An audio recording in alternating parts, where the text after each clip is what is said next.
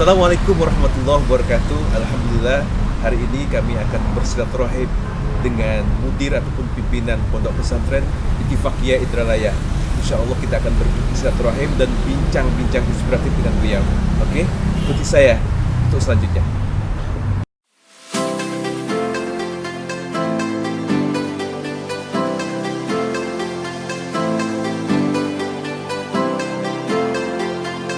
Pak Yai, kami mau nanya Pak Yai, pesantren Ittifaqiyah kan sudah masyhur. Tentunya kami mau tahu program apa yang diterapkan di pesantren Ittifaqiyah sampai menghasilkan santri yang ribuan, go internasional lagi. Mohon dijelaskan Kiai. Pertama, berkah Al-Quran. Berkah Al-Quran. Karena ciri khas Pondok Pesantren Al-Ittifaqiyah Indralaya Ogan Ilir Sumsel Indonesia ini adalah Al-Quran. Pembinaan Al-Quran dari berbagai aspek, mulai dari membaca, menghafal, ini melahirkan ratusan, 300 sampai 400 hafiz-hafizah setiap tahun. Masya Allah, barakallah. Kemudian juga aspek pembinaan qiraat sab'ah, qiraat asyarah, tafsirnya, kaligrafinya juga Ada sendiri Ya. kaligrafi ya. kemudian pemahaman Al-Quran. Baik. Nah, sekaligus juga praktek ajaran-ajaran Al-Quran itu di dalam kehidupan sehari-hari santri. Al-Quran sebagai pedoman pokok, pedoman utama, inspirator, Inspirator ya. bukan hanya bagi umat Islam, Baik. tetapi juga bagi seluruh umat manusia dan seluruh semesta alam ini. Tentu merupakan hal yang sangat-sangat penting menjadi pembinaan yang paling utama di pesantren kita yang kita sebut dengan ciri khas Al-Quran di samping bahasa. Nah, inilah yang kemudian menyebabkan terjadi berbagai inovasi karena atas dasar pemahaman kita tentang Al-Quran. Satu contoh ya, Yeah. satu contoh bagaimana kita mengamalkan ajaran Al-Quran ini dalam program-program kita yang kemudian menjadi hal yang menarik bagi dunia ini ya, sehingga Scarsdale School pun belajar dengan kita. Sekolah terbaik Amerika itu belajar dengan kita. Semula Amazing, ya. kita diundang ke situ untuk studi banding, tapi Baik. ternyata mereka belajar. Jadi teknik Mereka juga belajar, sih. mereka banyak sama itu. tanya. Masya Allah. Termasuk kelas alam Oke. ya, dan housing class itu mereka belajar dari kita. Padahal kita sudah lama menerapkan. Ya, itu satu metode ya yang di kalangan pesantren, termasuk di pesantren kita disebut dengan santini ketan. Itu ternyata sangat menarik bagi mereka. Dan sekarang Anda silakan cek ke Scarsdale, mereka menerapkan metode itu. Amerika ya. Amerika. Amazing. Ya, Amerika. Nah, ini kan satu metode yang kita adopsi dari Al-Quran. Bahwa Al-Quran itu memberikan fasilitas ya yang sangat luas, yang sangat banyak, yang sangat beragam, yang harus dimanfaatkan oleh kita, termasuk di dalam dunia pendidikan. Ya. Itu satu. Yang kedua, ajaran Al-Quran itu dalam surat Al-A'raf ayat 157 ada 3 pesan Allah. Alladzina yattabi'una ar-rasula an-nabiyya al-ummiyya alladzi yajidunahu maktuban 'indahum fit-taurati wal-injil ya'muruhum bil ma'ruf wa yanhahum 'anil munkar wa yuharrimu 'alaihimul khaba'is wa yuhallilu lahumut thayyibat wa yuharrimu 'alaihimul khaba'is. Yang ketiga, wa yadha'u 'anhum israhum wal aghlal allati kanat 'alaihim. 3 pesan. Yang pertama, ini dianggap biasa Oke. oleh umum ya, yaitu ya'muruhum bil ma'ruf wa yanhahum 'anil munkar. Amar ma'ruf nahi munkar. Ya, itu ya di Itu ya. ini hebat, penting, Iya. tapi biasa kita Oke. dengar. Yang kedua, wa yuhillu lahumut thayyibat wa yuharrimu 'alaihimul khaba'ith, menghalalkan yang baik, mengharamkan yang buruk. Ini hebat, tapi biasa. Biasa. Tapi yang ketiga tidak biasa. Nah. Tidak banyak dilakukan orang. Wa yadha'u 'anhum israhum wal aghlal allati kanat 'alaihim, menghilangkan beban belenggu yang diderita oleh umat manusia. Ini neat banget. Ini ya. puncak. Substansi. Baik, Nah, Kiai. indikatornya beban dan belenggu umat itu ada satu kebodohan, yang kedua kemiskinan, yang ketiga ketertindasan. 3 beban. Dan pondok kita menjalankan misi ini lewat jargon tema rahmatan lil alamin. Di samping yang pertama dan yang kedua ada juga yang ketiga ini, yaitu melepaskan beban dan belenggu yang mendera umat berupa kebodohan, kemiskinan, dan ketertindasan itu. 3 hal itu yang sering terjadi. 3 hal itu menjadi concern kita. Kita ajarin mereka dengan beragam ilmu, ya. Kemiskinan kita tolong mereka dengan cara biaya murah, tapi itu kualitas internasional. Itu Masya Allah, Ya. amazing itu ya. Iya, kalau kualitas internasional biaya mahal biasa. Anda. Biasa itu. Tapi kualitas internasional, mohon maaf, seperti pesantren kita yang alumninya menyebar di mana-mana, yang berbagai universitas terkemuka dunia menerima beasiswa, termasuk Jerman loh. Termasuk Jerman menerima beasiswa ada ya? kita. Ada santri dari ya, pesantren ada. Ittifaqiyah. Iya. Ini menarik. Hebat kualitasnya, tapi murah. Bahkan kita punya rencana nanti santri-santri pada saatnya gratis atau sekarang murah, tetapi menikmati pendidikan yang berkualitas. Saya kira bukan hal yang mudah. Baik. Ini perlu strategi yang luar biasa. Terus ketertindasan, ya, kita bekali mereka dengan berbagai ilmu keterampilan yang intinya strategi dan taktik bagaimana untuk menghadapi persoalan-persoalan yang ada di masyarakat, dan mereka menjadi solutor.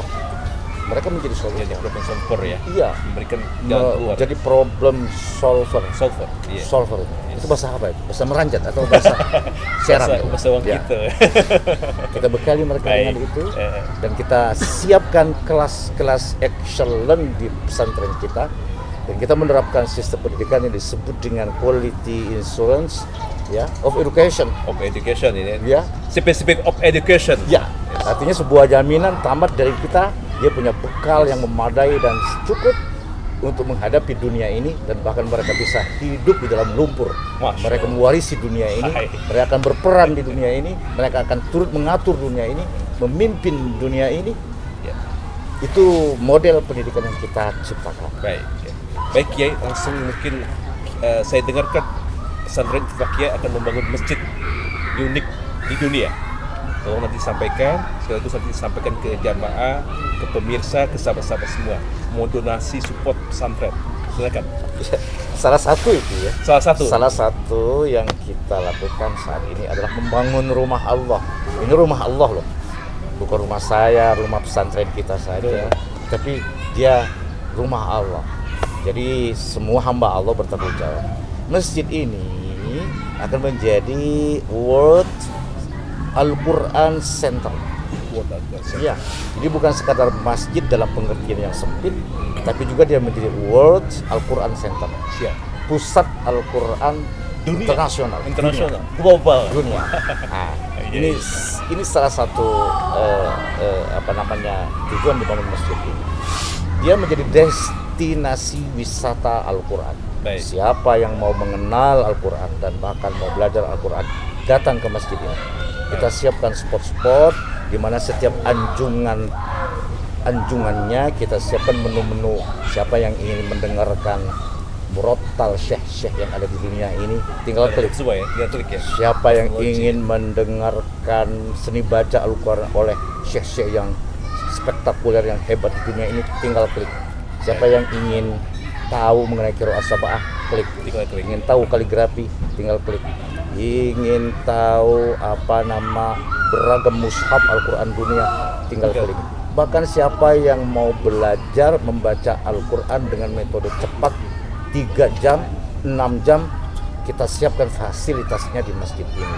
Itulah kita sebut dengan destinasi wisata. Nah, keunikan lain pesantren ini, biasanya masjid ini maksud saya, biasanya masjid-masjid dia kubahnya seperti Arab atau India ya, atau juga mengadopsi misalnya budaya setempat dengan model atap. Kalau Palembang itu limas, kalau Jawa itu apa gitu ya.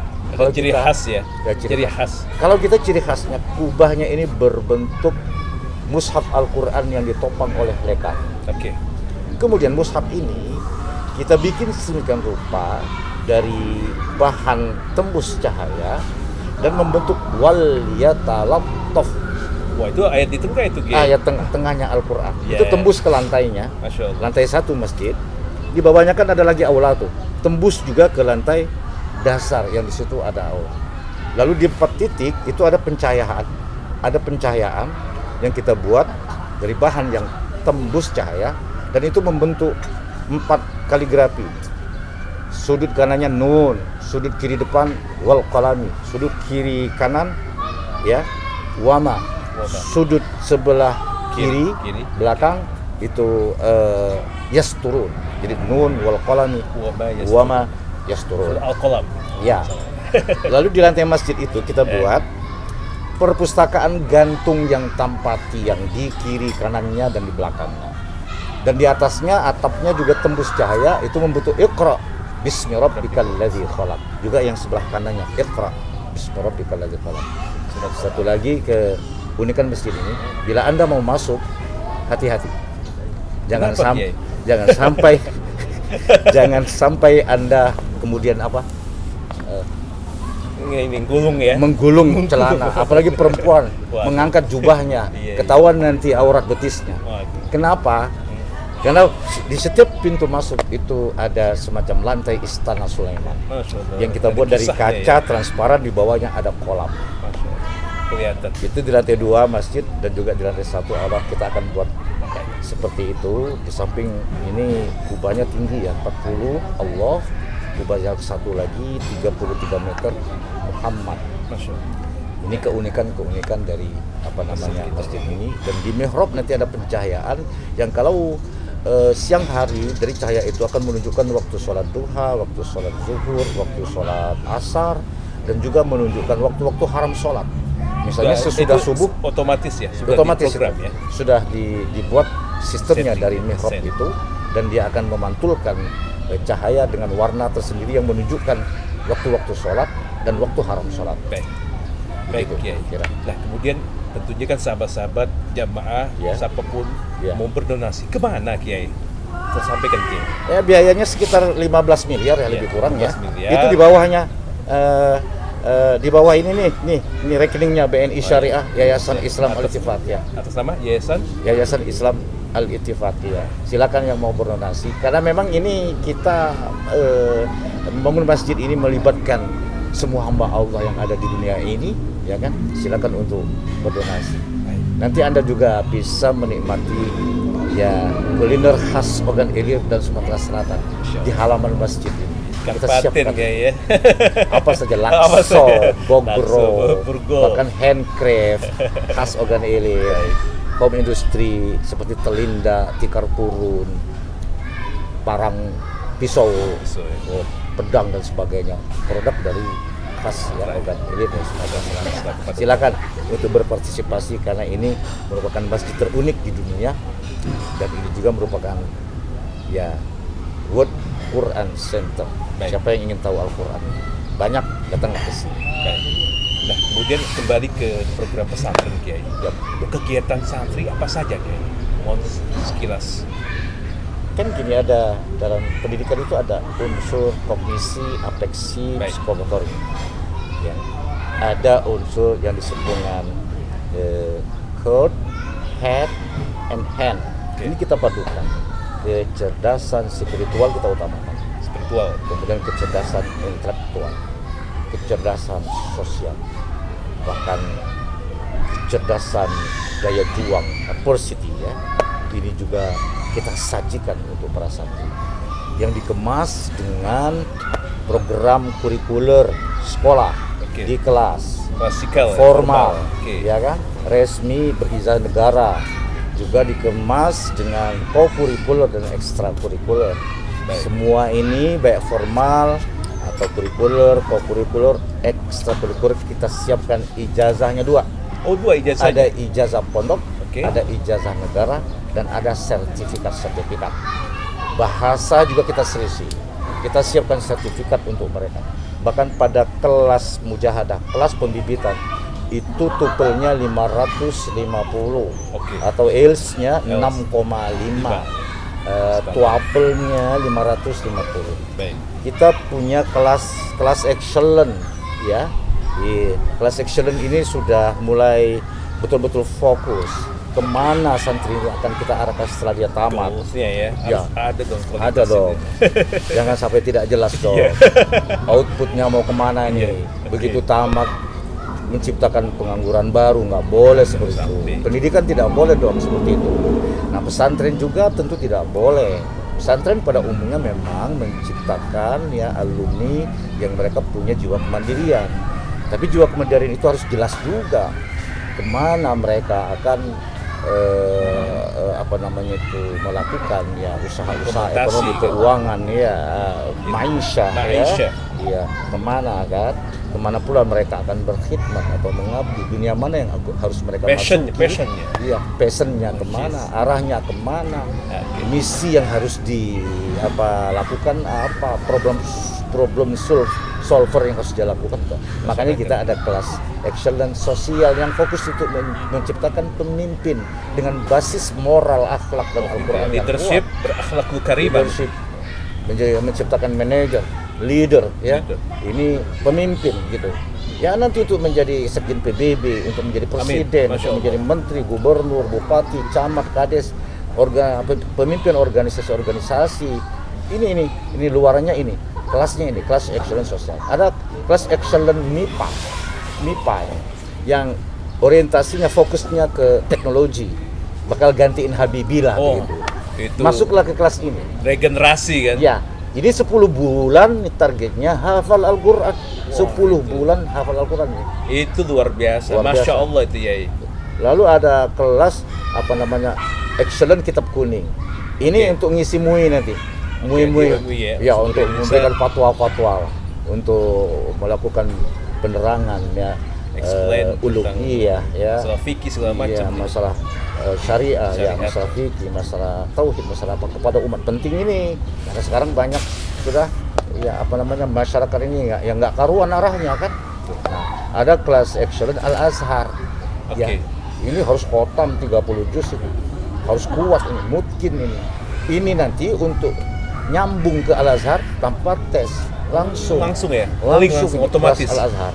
Dan manfaatnya juga kelas ini mau ke universitas mana saja, baik ke barat maupun ke Timur Tengah, ini diterima, ya kan? Karena sudah link. diramu kurikulumnya sedemikian rupa. Lalu ada kelas excellent Al-Quran. Ini untuk menciptakan ulama Al-Quran. Tapi ulama Al-Quran yang kakinya nanti akan kemana-mana. Di politik yes, di ekonomi yes. Basis Sosial, Al-Qurannya kuat. Itu yang kita yes. maksud dengan Iya. ulama Al-Quran itu. Nah, jadi ini program-program yang ada di kita.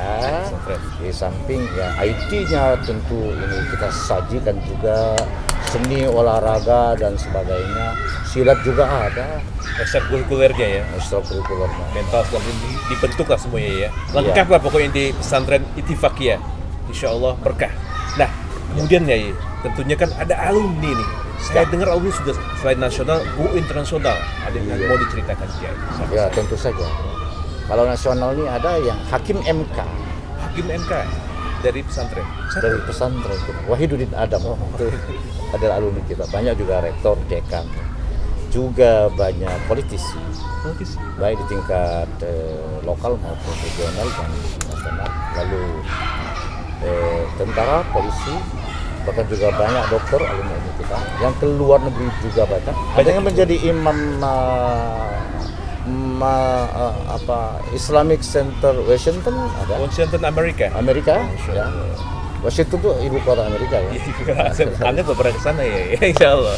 Yang menjadi penyuluh dan imam besar di Iya, Masjid Negara Malaysia. Kemudian juga yang ahli IT di Jerman. Oke. Ya. Kalau di Timur Tengah banyak. Udah, itu sih udah otomatis sih. Di Makassar itu ya banyak. Subhanallah. Masya Allah ya. Alhamdulillah. Alhamdulillah. Jadi artinya Oke, ya. kita bukan hanya ke Timur Tengah ya, Baik. tapi juga kita merambah ke Malaysia, ke Jepang, ya, Jerman tadi. ke Eropa, ke Amerika begitu. Kalau Timur Tengah ya biasalah ya. Nah kemudian sebentar lagi hari santri Kiai. besok kalau tidak salah. 22 Oktober 22 Oktober. Hari Santri Nasional. Tentunya ada nasihat khusus nih untuk para santri untuk ke depan future listrik seperti apa. Saran dan motivasi gitu. Sampaikan gitu. Ya, pertama saya ingin mengucapkan kepada seluruh santri dan juga kepada seluruh pesantren pun kepada seluruh stakeholdersnya dan kepada masyarakat Indonesia yang menyintai pesantren, pada siapa saja. Alfu mabruk, selamat Hari Santri Nasional Republik Indonesia. Semoga pesantren semakin jaya, semakin maju. Semoga pesantren semakin tinggi andilnya bagi Indonesia yang maju ke depan ini dan bahkan bagi dunia. Dunia internasional. Nah, memang sejak awal pesantren memegang andil besar, sangat besar, bahkan penentu ya. Penentu ya. Punya ijazah yang sangat luar biasa, bahkan penentu kemerdekaan Republik kita ini. Republik kita ini katanya merdeka karena bambu runcing. Bambu runcing menghadapi meriam, menghadapi bom. Teorinya tidak mungkin. Berarti di dalam bambu runcing ini ada doa-doa. Dan itu doa-doa ulama dan doa-doa santri. Mari kita bersyukur, bangsa ini bersyukur kepada pondok pesantren dan kepada santri-santri. Ingat loh, pesantren itu awalnya di kota, pembangun peradaban. Jepang datang 42, kiai dikejar-kejar, pesantren dibakar, lari ke desa-desa. Oke. Manfaatnya apa? Sepertinya Jepang ini kacau ya terhadap pesantren. Tapi rupanya Jepang di dalam konteks ini memberikan hikmah yang besar. Pesantren yang kemudian lari ke pinggir-pinggir, ke hutan-hutan, ke dekat laut, kemana-mana dengan kiainya, ini melakukan percepatan modernisasi. Hikmah. Hikmahnya itu Masya Allah. untuk menuju peradaban yang maju itu lebih cepat. Orang-orang desa yang terpinggir yang tidak tahu apa-apa itu dibina, ditempa oleh kiai. Masyarakatnya masuk pesantren, diajarkan ilmu pengetahuan, mengenal peradaban. Sehingga modernisasi di Indonesia itu ya makin cepat. Lebih cepat dari seharusnya. Akibat masuknya Jepang itu. Ada pembantik ya. Ada pemantik ya, Pergerakan lebih cepat ya. ada akselerasi yang luar biasa ya. Jadi Indonesia ini beradab karena jasa pesantren. Oleh karena itu santri-santri, sejarah ini harus dilanjutkan. Hal baik ini namanya al-baqiyat as-salihat, harus dilanjutkan. Kita harus berbuat sangat berbeda dengan manusia pada umumnya, dengan pelajar pada umumnya, dengan masyarakat pada umumnya.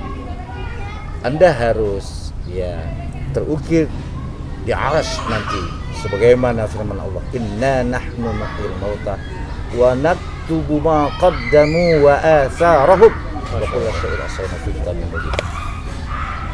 Itu harus karya Anda untuk memperbaiki moral masyarakat, untuk memperbaiki kebodohan masyarakat, ketertindasan masyarakat, ini ditunggu oleh bangsa ini.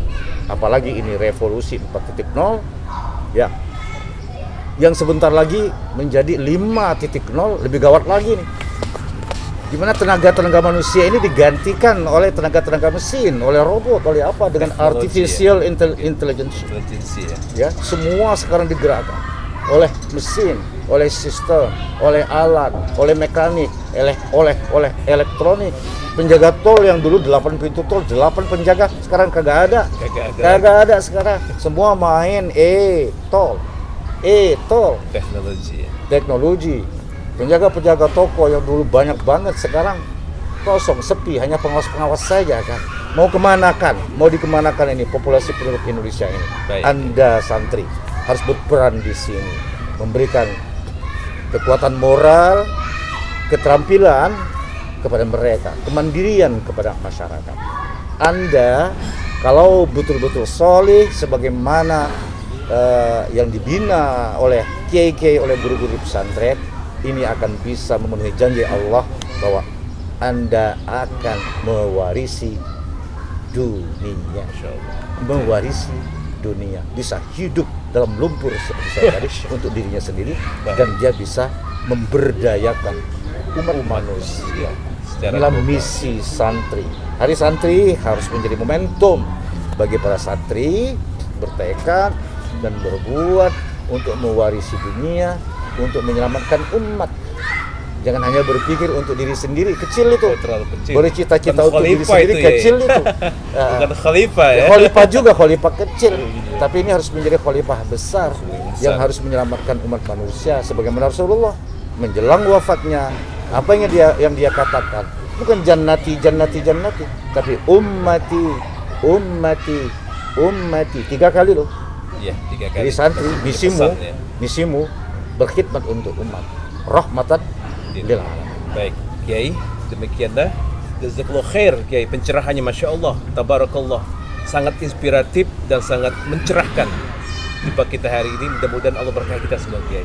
Tapi yang penting juga, Taban terakhir. Ya. Ananda, ini pesantren. Ada yang besar banget, ada yang sedang, ada yang kecil. Yang besar banget pun jangan dibilang kaya sudah cukup, makin besar juga bebannya. Tanggung jawab ya. Tanggung jawabnya. Dari sisi dana makin besar dana yang dia butuhkan. Dari sisi bangunan masih makin besar bangunan yang dia butuhkan. Ya kan? Juga yang sedang, apalagi yang kecil. Ini tanggung jawab siapa? Tanggung jawab siapa? Tanggung jawab kiai? Enggak dong. Umat ya. Ini tanggung jawab semua. Baik. Umat Islam. Iya, umat Islam. Tapi bukan hanya umat Islam. Siapapun yang namanya manusia di muka bumi ini bertanggung jawab kepada pondok pesantren. Baik. Jadi kalau mau berkah, yang tidak begitu kaya, ayo perhatikan pesantren dengan doanya, dengan dukungannya, dengan wakafnya. Yang kaya, ayo kekayaannya bagi dong pesantren, Di-share ya. di-share ke pesantren. Baik. Apakah dalam bentuk zakat, wakaf, infak, sedekah. Tapi ini pun enggak masalah. Namun berinvestasi di pesantren, dananya tidak hilang, ya kan? Tetap muter, untungnya tetap dapat, tetapi nilai sorakohnya luar biasa, amal jariyahnya. Makanya di pesantren kita sekarang dalam membangun dan melengkapi fasilitas ini ada beberapa model yang kita terapkan. Bukan hanya mengharapkan zakat, wakaf, infak, sedekah, tapi kita juga kerjasama dengan bank syariah dalam waktu yang memadai. Dan yang kedua, turnkey project. Kita mengundang investor. Ayo bangunkan kebutuhan kami, kelas, asrama, labor, dan sebagainya. Anda bangun, selesai bangun, kami terima kunci, kami bayar secara cicil dalam masa 10 tahun, 15 tahun, atau 20 tahun. Iya. Mau BOT juga, ayo kita siapkan lahan, bangunlah hotel, rumah sakit, kolam renang, lapangan futsal, yang misalnya sport hall, memanah, ya, apalagi berkuda dan sebagainya. Silakan 30 tahun, 40 tahun, habis itu ya serahin kepada pesantren. Kayak itu yang bangun-bangun tol kan, BOT dia kan, pondok kita juga, oke.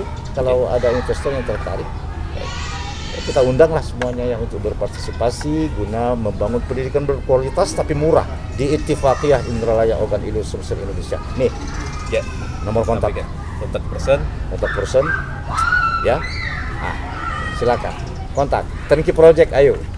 Mau berapa per meter ya kan? Oke, siap. Mau 1.500.000, mau 1.600.000, mau 20% kita kasih. Berapa choice ya? Ya, 20% kita kasih keuntungan untuk mereka. Tapi keuntungan yang duniawi ukhrawi, berkah ini. Berkah.